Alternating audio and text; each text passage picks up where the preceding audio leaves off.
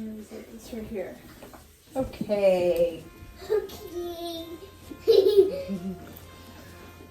we go. You ready? Hello. My number block. Your number block. Hi, number block. And we're going to read the story, Brave. You ready, number block? Yeah. Okay. Okay, number block. Brave. Oh no. Long ago, in the misty Scottish Highlands, a spirited girl named Merida entered the throne room. She was the Princess of Dunbrock and lived in the castle with her triplet brothers and her parents, King Fergus and Queen Eleanor. But in her mother's eyes, Merida wasn't a proper princess. Queen Eleanor wanted her daughter to learn things a princess should know. But Merida was easily distracted. The princess was far happier in the forest on her horse Angus, shooting arrows that always hit their target. Tickle, tickle, tickle, you tickling him. One night, a letter arrived. At the queen's invitation, 3 clans were bringing suitors to compete for the right to marry the princess. Merida was horrified. "I won't go through with it," she shouted. Later, Eleanor tried explaining that the marriage would keep peace among the clans. She told Merida a story of a kingdom divided among 4 brothers. When one selfish prince split from the others, the kingdom fell into ruin. Merida didn't care about made-up old stories. Legends are lessons, the queen warned. They ring with truths. Soon the clans arrived. The firstborn of each clan would compete for the hand of the princess. It was Merida's duty to choose the game. Oh no! "I choose archery," she announced. The 3 contestants tried their luck. The first 2 missed the bullseye, but the 3rd contestant hit it perfectly. Then a 4th contestant appeared. "I am Merida, firstborn descendant of Clan Dunbrock," declared the princess, "and I'll be shooting for my own hand." Thwack, thwack, thwack. Merida hit all 3 bullseyes, splitting the last arrow in 2. She split the last arrow in 2. Queen Eleanor was furious. She was mad. Worried that Merida's actions could destroy the peace among the clans, the queen dragged her daughter inside. "Merida, you are a princess, and I expect you to act like one," shouted Queen Eleanor. But Merida was angry too. She didn't want to get married. "You're a beast," Merida shouted back. "I'll never be like you." Then the princess slashed the family tapestry, splitting the images of herself and her mother. Sobbing, Merida ran out of the castle and galloped away on Angus. Deep in the forest. Yeah, what are they? She spotted blue lights. They're wisps. Wisps that contain tiny figures called wisps. The princess followed the magical creatures to a small cottage. Small cottage. It was the cottage of a witch. Merida asked for a spell. "If I could just change my mom, then my life would be better." The witch held up a ring that a prince had once swapped with her in exchange for a spell to give him the strength of 10 men.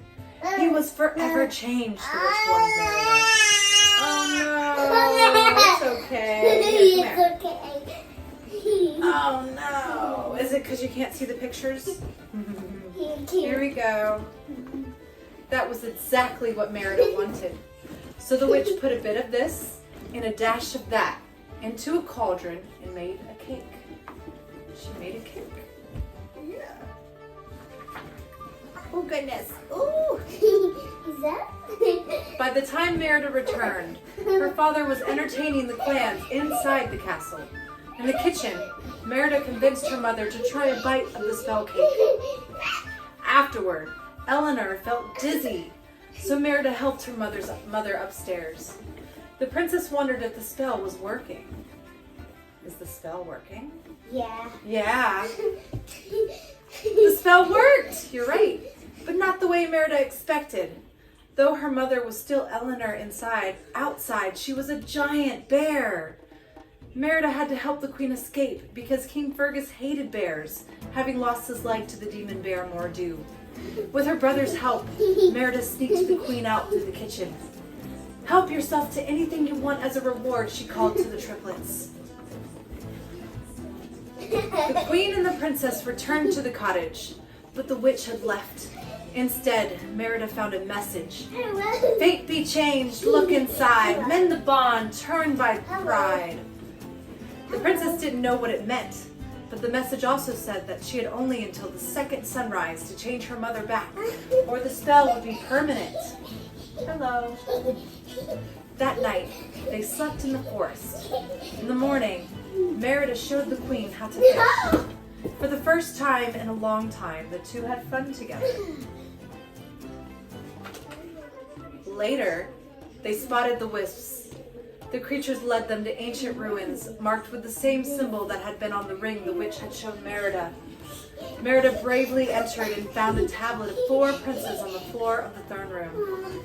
As in the legend that her mother had told her, one prince was split from the others, just like the tapestry, Merida whispered, remembering how she had separated herself from her mother when she slashed it. Perhaps if she mended the tapestry, the witch's spell would be broken. Broken?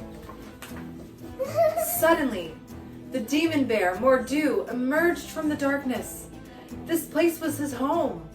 Merida realized he was the ancient prince who had wished for strength, and the witch's spell had turned him into a bear too.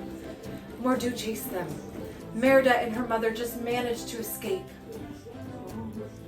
Look, Yeah, it's the demon bear, Mordu. look. Yeah, and that's her mother, Queen Eleanor. In order to mend the tapestry, Merida and Eleanor Bear had to sneak back into the castle. But when the clansmen saw Merida, they demanded an answer. Whom would she marry?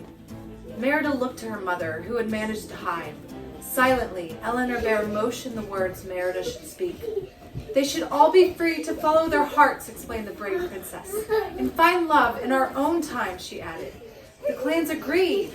Now that the clans were happy, Merida and her mother slipped away to find the torn tapestry.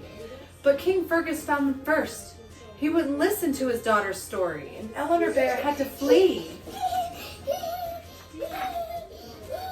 King Fergus locked Merida in a room to protect her from the bear while he went after it. He gave the key to a servant named Maudie. Luckily, Merida had help from her brothers, who had turned into bear cubs when they had eaten the rest of the spell cake left in the kitchen. They managed to startle Maudie and were able to get the key to free Merida. Her father and the clansmen chased Eleanor Bear into the forest. Merida and her brothers followed them on Angus, with the cubs steering and Merida sewing the tapestry. They arrived in the clearing just in time for Merida to stop her father from striking Eleanor Bear. Just then, the demon bear, Mordu, burst through the trees and lunged at Merida. But Eleanor Bear protected her daughter. A huge stone fell on Mordu and the bear turned into a wisp. The ancient prince was finally free.